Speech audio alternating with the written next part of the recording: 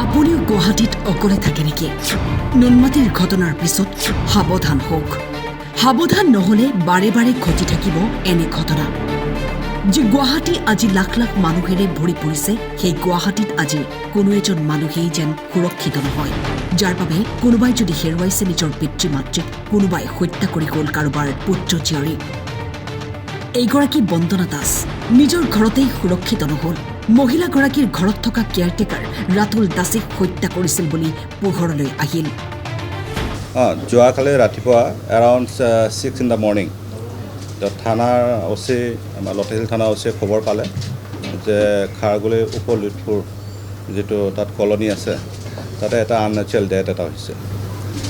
তো খবৰ পোৱাৰ লগে লগে অচি তাতে নিজৰ টীমহঁত তাতে গ'ল, লগতে আমাৰ ACP পাণবজাৰ তেখেতো গ'ল আৰু ADCP চেণ্ট্ৰেল গুৱাহাটী তেখেতো তাতে গ'ল।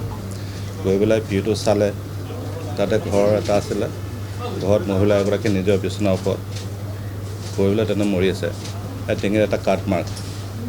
তাৰ লগে লগে আমি অনুসন্ধান চলালোঁ আৰু ফৰেঞ্চিক টীম মতা হ'ল, CID টীম মতা হ'ল, আৰু যিখিনি ওচৰত থকা মানুহ আমি সোধ-পোছ কৰিলোঁ। ঘৰৰ ৰিলেটিভ, তেওঁ দুজন ভায়েক আছিলে, তেওঁলোকে আহিলে, তেওঁলোকে সোধ-পোছ কৰা হ'ল।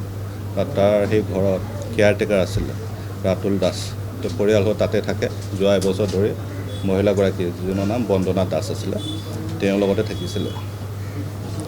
তো তাতে সোধ-পোছ কৰোঁতে তাতে আমি অনুমান কৰিলোঁ যে ঘটনাটো ৰাতুল দাসে কৰিছে।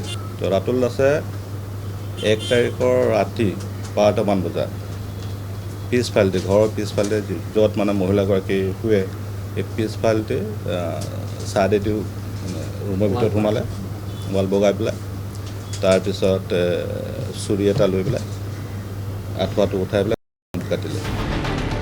যি পতি পত্নীক গুৱাহাটীত থাকিবলৈ ঠাই দিছিল, এটকা নোলোৱাকৈ সেই কেয়াৰটেকাৰেই হত্যাকাৰী ওলাল।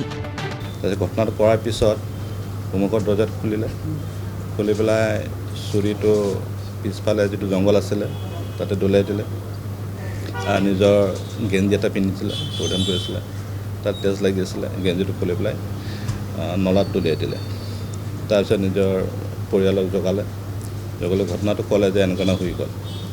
তাৰপিছতে একেলগে বহি পেলাই এটা প্লানিং এটা কৰিলে যে এইটো ছুইচাইড তেনেকুৱা এটা ৰূপ মানে, বা বাহিৰৰ পৰা কোনোবা আহি পেলাই ঘটনাটো কৰা পেলাই তেনেকুৱা এটা মানে চিন ক্ৰিয়েট কৰিব চেষ্টা কৰিলে।